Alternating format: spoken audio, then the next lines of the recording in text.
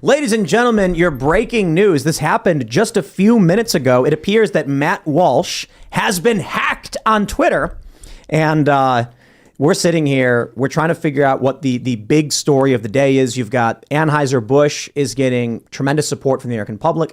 You've got this story about this teenager who was shot.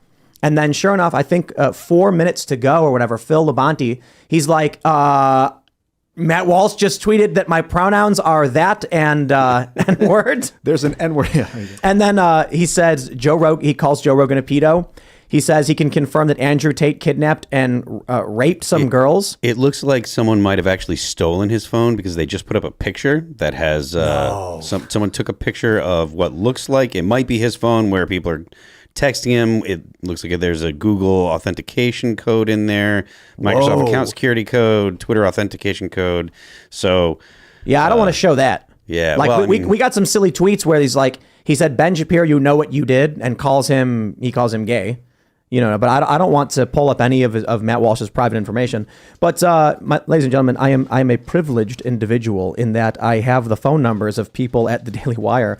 And as soon as it happened, I'm sorry, I ruined the fun of whoever these people are. And I immediately called them. I was like, guys, get on this. I'm assuming they were. You know, it's the hardest thing because you never want to just be that random nosy. Like I don't work at the Daily Wire or anything like that. For all I know, I call them and they're like, yes, we know, we're on it. Like, okay, bye. And you're like, sorry to waste your time, guys. But I think we caught it right when it happened. And, oh, geez, wait, what's a Matt Walsh blog? I'm pulling up Matt Walsh's Twitter account on a separate screen because I don't want to show any of his private information. Yeah, he's got a tweet there. My Twitter isn't hacked. This is just the real me coming out. And it's a picture of that phone. You said you should not lend your phone to anybody in case anybody out there doesn't. It's crazy to think how much is centralized in these phones now. Yeah, I mean, but there's no way this is a prank. This has to be a hack. So I'm looking at it right now. I'm not going to show it on the show. I can't because it says someone texted Matt and it says your Twitter has been hacked. Right. But the number isn't saved, which means they likely cloned his SIM card. I was just going to say it's like a SIM clone. It might be not the actual phone.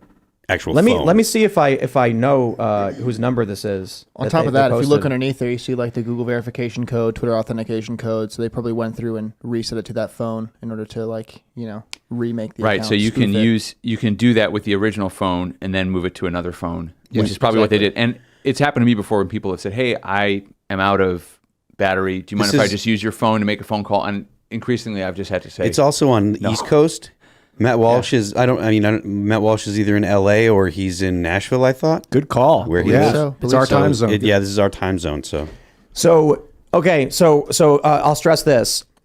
What likely happened is, oh man, I almost don't want to describe how to do it because I don't want to spread that information. Yeah, don't. Not worth it. But simply put, it is very easy to clone someone's SIM card, and once you do, you can put it into any phone, and then when you log into their account, you'll get all of their passwords. You'll get all of their. You get everything. You get two-factor and all that stuff.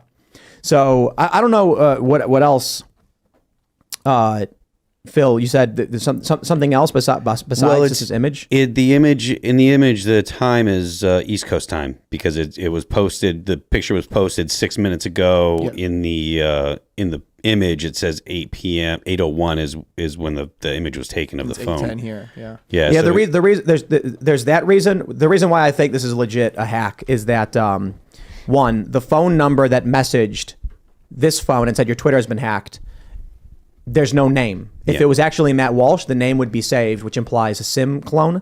But then also it shows security codes for a bunch of different accounts. His Google account. Yeah, right. That's like leaking very serious access and information. And the Twitter account, which tells you they've probably changed the password right at that time, 7:22 p.m. Eastern. So they changed the password. Twitter sent the authentication code, and now they're into his Google. They're into Microsoft. And, once you're into that stuff, it's kind of game over.